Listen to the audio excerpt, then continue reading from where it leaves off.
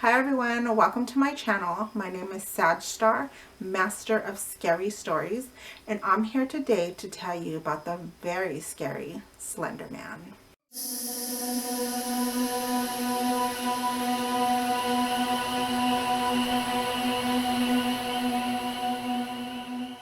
So before we get into the story today, I just want to let everyone know that it does have sensitive subject matter. So if you are sensitive to true crime and things of that nature, it might not be so good for you to watch. Also, if you're under 18, you might want to make sure it's okay and get parents' permission before you watch it. So today, I'm going to be talking about a new urban legend. And by new, what I mean is only a little bit over 10 years. And that is the story of Slenderman. So who is this Slenderman? Well, Slenderman is this creepy monster who is very tall, first of all. He's said to be between 7 and 14 feet tall. He's also a pretty snappy dresser. He wears an all black suit. But one thing creepy about him is that he has no face. It's completely white. No features, nothing. Just a completely blank space where his face is supposed to be. Also, Slenderman has tentacles that are in his back, and when he wants to grab you, his tentacles come out and they're the ones that grab you. So he's very freaky. He also can be invisible at times, and he has the ability to transform his shape, so he's also a shapeshifter. Slenderman is known to kidnap children. After he stalks you for a while, you begin to come down with what is called slender sickness. And in slender sickness, you will start to become very paranoid. You'll start to hallucinate and have these horrible nightmares. And after that, he will lure you away from your home into the forest, where his tentacles will come out and he will grab you and eat you, or he will take your organs. So it's a very creepy. Also, Slenderman to me is a little bit complicated because he not only is like this scary monster who, kills children, but he also has this other side to him where he coddles children. He becomes like a mentor or father figure to people who are to kids who have been bullied and are having like a horrible home life.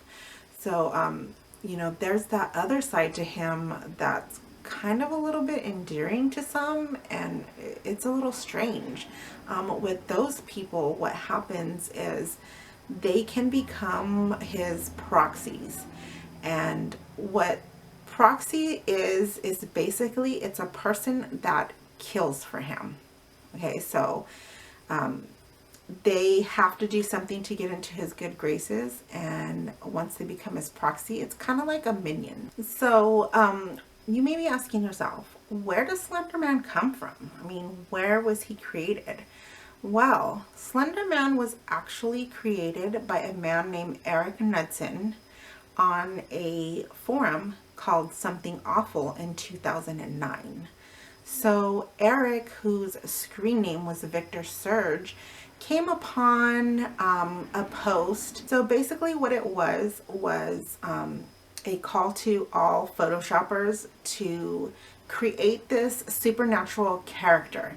And what they were supposed to do is they were supposed to take old pictures and insert the character into the pictures and create this backstory for them. So Eric decided to make Slenderman, and what Eric did is when he created this Slenderman, he not only created this character, but he created something that took on a life of its own. I mean, he created one of the biggest urban legends out there now. Um, After, people started reading about Slenderman and seeing it. Oh, and by the way, if you see these photos, they are creepy. So basically what it is just like these two pictures of these kids that are on playgrounds playing, and like somewhere hidden in there is Slenderman. And it's really creepy because these photos are in black and white, and Slenderman just kind of like is camouflaged in there. And then you're not really noticing it at first, but then once you see him, you cannot unsee him. He is creepy, and then the photo just becomes disturbing. And Slenderman was so lifelike that other people started to get in on it, started to create backstories for Slenderman. So Slenderman now has sort of had this whole world created about him. I mean, he actually has a web series called Marble Hornets that is based off of him. There's video games based off of him, movies. It's been in international like news, 4chan, and it's also been on Creepypasta, which is a forum where people talk about supernatural and just creepy horror stuff in general, which is actually where two girls by the name of Morgan Geyser and Anissa Weir came upon Slenderman.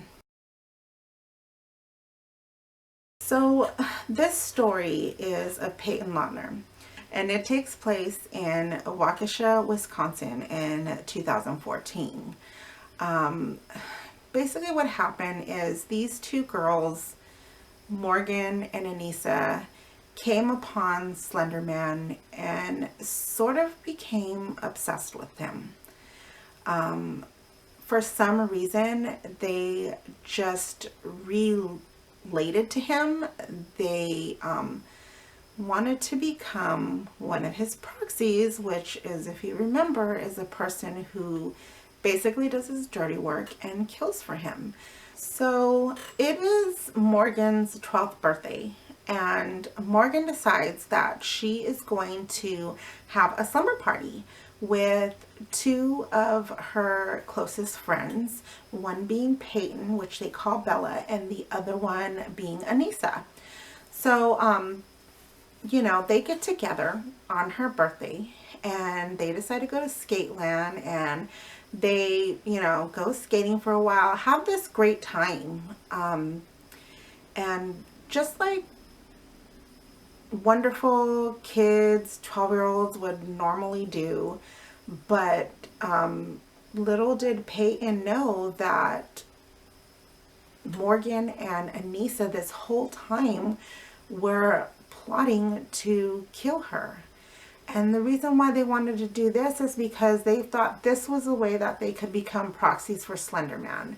They wanted to get in his good graces, and they wanted to go live with him in Nicollet National Forest, which is also in Wisconsin.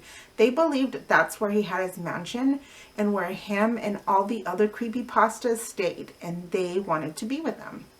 So they had a plan. Okay, so after Skateland, they went back to Morgan's house. Their plan was, in the middle of the night, they were going to stab Payton to death, cover her with blankets, and run away to Nicollet National Forest. However, when it came time to do it, for some reason, they decided they didn't want to do this. And in Morgan's own words, she said she wanted to give her friend Bella another morning. Like she was, going to give this to her. So they decided not to do it. The girls went to bed just like normal, wake up the next morning just like normal, like nothing's going on. As a matter of fact, Morgan's mom said that everything was so pleasant. They had cupcakes and strawberries and everything was going so well, and so well, in fact, that when the girls asked the mom if they could go to the park, she was like, sure, you know, everything's fine. Why? She had no reason to be suspicious, and neither did Payton. I mean, these girls must have did a really good job of hiding it. So they decide to go to the park. They go to the park, and they, Morgan and Anissa tell Payton that they want her to go into the bathroom because they want to play like this weird game where she puts herself to sleep. And so the three of the girls, they go into the bathroom. They sit Payton down on the toilet facing them, and they tell her, okay, close your eyes and try to put yourself to sleep. And Payton was like, no, I don't want to do it. It's weird. Like, she just didn't see the point. She didn't want to do it. And, you know, they were trying to force her to do it. And Anissa got so upset that she wouldn't do it that she actually just took her hand and like hit her on the forehead and bumped her head up against the stall, which was actually cement. So you can see at this point, I'm sure Payton is starting to realize, like, whoa, something's wrong here. Why did my friend just hit me? I mean, it's a little odd, right? So she gets up, goes out of the bathroom, all the girls go out. Anissa and Payton tell her, hey, let's play hide and seek. And Payton at this point was upset, obviously, from being hit. So she did not want to do it. Payton was like, no, I just want to go home. And Anissa said, well, if you do this, then I will, you can pick what we do next. And so they kind of just like calmed her down and, you know, kind of talked her into it. So she's like, okay. So they decided to play hide and seek, and they decided that Morgan was going to be it. So Anissa grabs Payton and tells her, let's go hide in the woods, because the park was actually connected to like the forest. So she grabs Payton by the arm, leads her into the woods, and tells Payton, like, okay, let's hide here, lay down, and I'll cover you with leaves. So that's exactly what happens. Payton catches up to them, and the girls kind of sit there like arguing about, like, okay, who's gonna kill her? Morgan had actually brought a knife from her home. So she pulls out the knife and she tells, like, Anissa, you do it. And Anissa's like, no, you do it. And, you know, they're kind of going back and forth of like, who's going to do this? Finally, it's decided that Morgan's going to do it. So Morgan's like, I can't do this. The only way I can do this is if you tell me to. So what Anissa does is she kind of goes up a little bit a ways with her back towards the girls, and then she turns around and tells Morgan, do it now. And Morgan then gets on top of Payton on her legs so she can't move, and she whispers to her, I'm sorry, and she proceeds to stab her. She actually stabbed her a total of 19 times, which is odd to me, because, like, if you're scared, or this is how I feel, okay? If you're scared to do this and you really kind of don't want to do it, I feel like you would stab somebody like a couple of times. But to stab them 19 times, that's a lot. I mean, I don't, you know, I'm not a psychiatrist. I'm not going to say like that I know, like I understand the working minds of a person who's stabbing someone else, but it just seems really weird that they stabbed her that many times.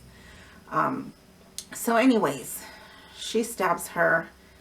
Anissa comes back over, and they tell Payton, wait here, we're gonna go get help. So Payton just like lays there.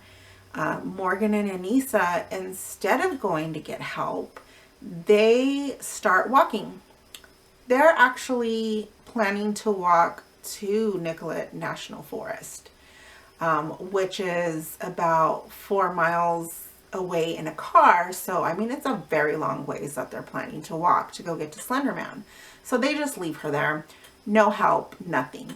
After a while, Payton finally gets up enough strength to drag herself out of the forest and onto this bike trail, and just collapses there. Soon a bicyclist comes by and sees her and, you know, gets off his bike and notices that she is like, has been stabbed and is bleeding everywhere, and he calls the police. When the police get there, to their horror, they find this young girl bleeding profusely, in and out of consciousness. And, you know, they're like trying to ask her, who did this to you? What's going on? And she, you know, does tell them that Anissa and Morgan did it. But to me personally, I feel like I don't think they could fathom that these two girls would do this to her. So in their head, they were like thinking that Morgan and Anissa, something maybe had happened to them. So they were worried about them, and they went on a mission to find the girls. They were thinking, oh, somebody could have done this to them, could have taken the girls, stabbed Payton, or maybe the girls were out there in the same condition as her or dead. So they proceed to look for them. They do end up finding them, you know, a few miles down, and when they catch up to them, the girls are like, yeah, we're on our way to go find Slenderman. And they kind of like, okay, then they're starting to like get the picture of that these two girls think they're going to see this, you know, made up person, and they're starting to realize what really happened, that these two little girls actually did stab their friend. So Payton is now in the hospital. She stays there, I think, for about a week. And this girl is so lucky. I mean, when I mean lucky, the doctor said that one of the stab wounds actually missed a main artery by her heart by less than a millimeter. Less than a millimeter. If it would have went in just like even a millimeter more, she would have been dead. Okay, so Eric Knudsen, I know he created this character as something fun. You know, something that people, you know, could use as entertainment. And that's all these urban legends are. They're entertainment. And, you know, for somebody to go and take this and turn it into something so dark and do something so bad with it, it's unfortunate to me, because I love horror. I love urban legends. I love anything supernatural. And, you know, you just got to keep in mind that it's not real. You know, it's for entertainment. It's for fun. And unfortunately, if you have maybe some issues, you know, or just for some reason, sometimes people could take this and turn it into something bad. There are some theories. There's so many theories about Slenderman. I mean, he actually has his own wiki. And there's so many different theories about who he is, where he comes from, all of this stuff. But there is one that I think is like really, really interesting. And it's the theory that he's actually a tulpa, which comes from the Buddhist monks. And a tulpa, if you don't know what that is basically something that is made alive by people, like by their imaginations, by them talking about it.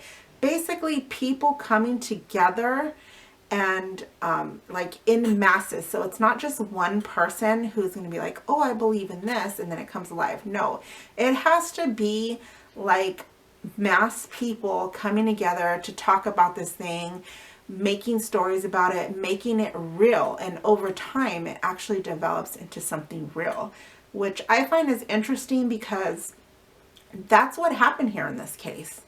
These two girls, you know, after seeing all of these stories about Slenderman, being in the Slenderman world, Slenderman became true through them, because what they did is, you know, they decided to become his proxies and kill for him, and that's what they did. So his proxies, they became his proxies. He became real, and he influenced these girls to kill one of their best friends. And that's why I feel like that whole theory of the tulpa is pretty much valid, and, you know, really does kind of blow your mind. Like, you know, yeah, Slenderman's not real, but then through our own will do we try to make him real.